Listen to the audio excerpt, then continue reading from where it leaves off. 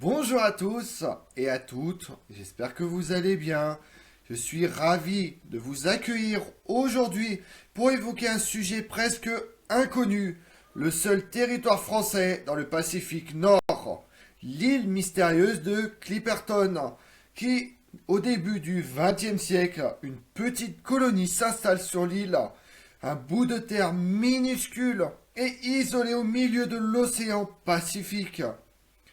Quelques années plus tard, seules 11 personnes ont survécu, uniquement des femmes et des enfants. Vous voulez en savoir plus sur Clipperton? Venez avec moi.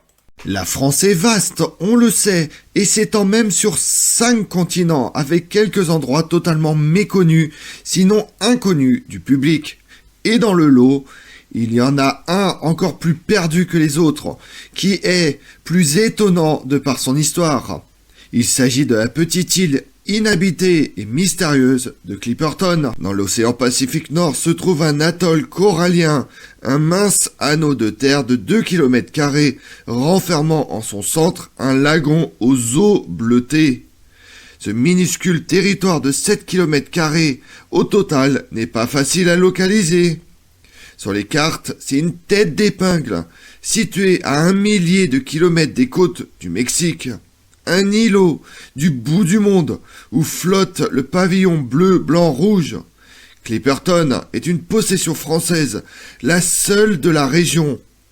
Clipperton est l'atoll le plus isolé du monde, situé à 1200 km des côtes mexicaines, en zone tropicale. L'anneau de terre, large de 45 à 400 mètres, et d'une superficie de 2 km², entoure un lagon de 4 km² d'eau saumâtre. Le rocher Clipperton est le point culminant de cette bande de terre, s'élevant de 29 mètres au-dessus du niveau de la mer, tandis que le reste ne dépasse pas l'altitude de 4 mètres. La zone économique exclusive s'étend sur 425 000 km².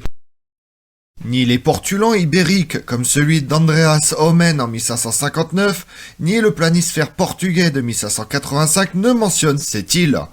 Pas plus que l'atlas du Diepois Jean Guérard en 1634, pourtant très au courant des découvertes espagnoles. De même, ni l'atlas français de Samson d'Abbeville en 1667, ni la carte de l'Amérique méridionale du père Feuillet de 1714 ne font mention d'une île de Clipperton dans ces parages. Elle apparaît pourtant sous le nom d'île de la Passion sur la carte réduite de la mer du Sud dessinée en 1753 par Jacques-Nicolas Belin, ingénieur de la marine, hydrographe du roi, non repris dans son hydrographie française de 1755. L'Atlas de Malte-Brun de 1812 confirme cette appellation. C'est en 1835, sur une carte de l'Océanie dressée par le géographe Antoine-Rémy Frémin pour l'Atlas anglais Aerosmith, qu'elle apparaît sous le nom d'île Clipperton, alors qu'Aerosmith lui-même l'avait indiqué sous le nom d'île de la Passion sur sa carte de l'Amérique septentrionale datée de 1835. La confusion s'installe au point tel que sur l'Atlas de 1850, Berthe positionne une île de la Passion dans l'archipel de Revillagigedo au large du cap Corrientes, une île Clipperton.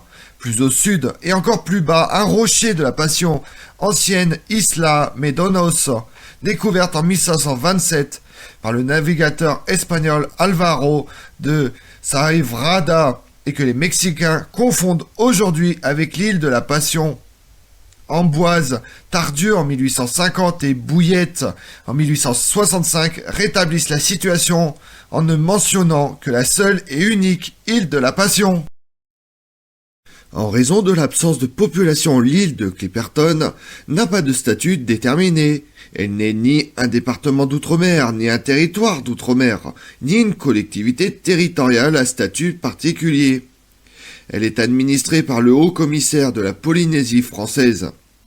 L'île a été abordée pour la toute première fois en avril 1711 par 2 navigateurs français, Michel du Bocage et Mathieu Martin de Chassiron.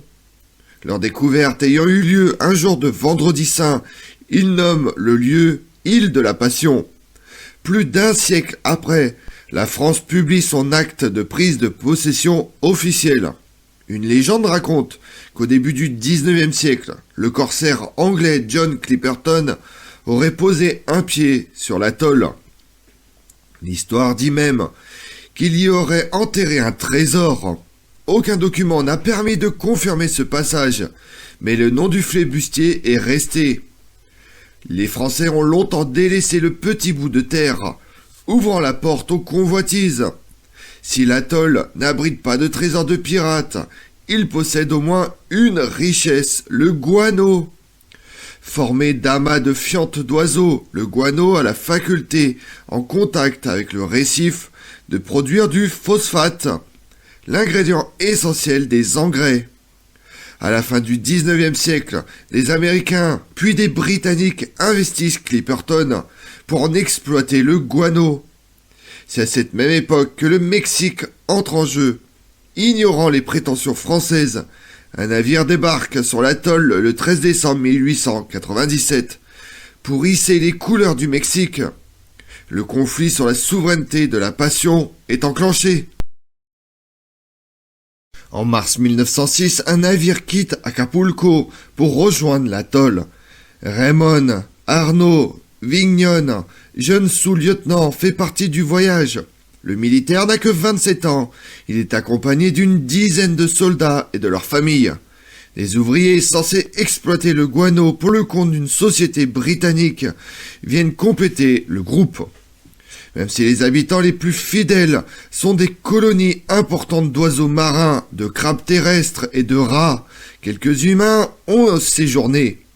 De façon pas très heureuse parfois, à l'instar de cette petite garnison placée là par le Mexique en 1907, avec femmes et enfants. Ils se sont retrouvés livrés à eux-mêmes après la destruction de leur potager par un cyclone. L'absence de ravitaillement mène à des disettes et rivalités. La mort faisant des ravages, ne resteront à la fin que le gardien du phare, des femmes et des enfants. Le seul homme de la colonie s'autoproclamera alors roi de l'île, abusant de son pouvoir tyrannique sur tous les plans, jusqu'à ce qu'il soit assassiné par 2 de ses victimes.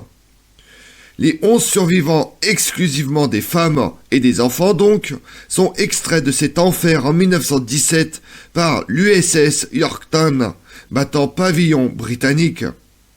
On se souvient d'eux comme étant les oubliés de Clipperton. L'île en est assez inhospitalière. Il est difficile d'y débarquer. Ses seuls occupants sont provisoires, détachements de l'armée française venant régulièrement réaffirmer la souveraineté hexagonale, aventuriers, chercheurs, naufragés notamment. Afin d'assurer la continuité de sa souveraineté, la France est tenue d'y assurer une présence régulière. À défaut d'y séjourner, un détachement de la Marine nationale effectue des patrouilles périodiques. L'île est inspectée de fond en comble afin de s'assurer que la suprématie hexagonale n'est pas mise en danger. Elle peut parfois servir de cache à du trafic de stupéfiants. Une fois par an, les marins repeignent respectueusement la stèle supportant le pavillon de la France. Celui-ci est remplacé et hissé cérémonieusement après que les marins ont revêtu leurs uniformes de cérémonie sur place. Comme on l'a vu, c'est l'atoll corallien le plus isolé du monde. Une possession française oubliée de tous dans le Pacifique Nord, à près de 1100 km des côtes mexicaines.